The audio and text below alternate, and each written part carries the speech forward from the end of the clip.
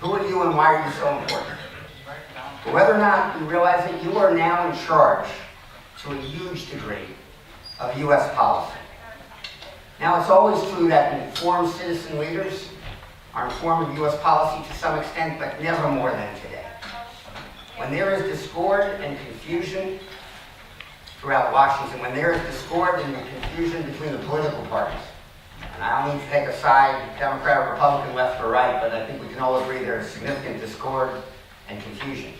When there is discord and confusion between the media and government, what is true and what can we believe versus what's not?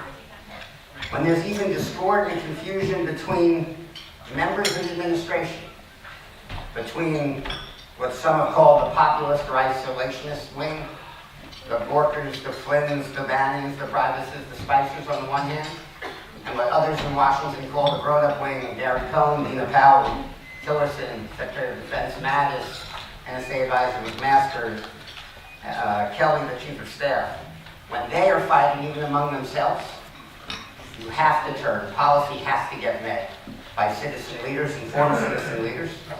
And that chaos continues to reign every day. When a presidential candidate and now president explains to you that Brussels is a hellhole, that NATO is obsolete, that the Iran deal is the worst deal in the history of America and a scandal, that the TTIP agreement was a crime, that Russia is not a threat, that Qatar needs to be isolated as a sole terrorist leader. When those come out, and parts of his administration opposed, the media is reporting, when all that chaos is going on, who's setting American policy is in this room.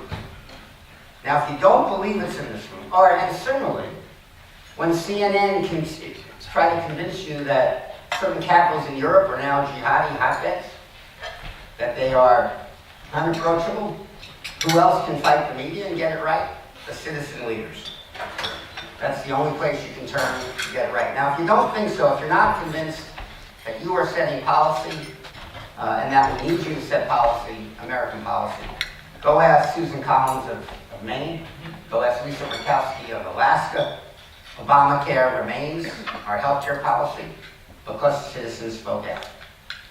Whether you like it or whether not, that's it. Go ask all of the leaders who dropped off the corporate leaders, who dropped off advisory boards after the Charlottesville remarks, and they did so because the consumers spoke out. Educated consumers, educated political leaders.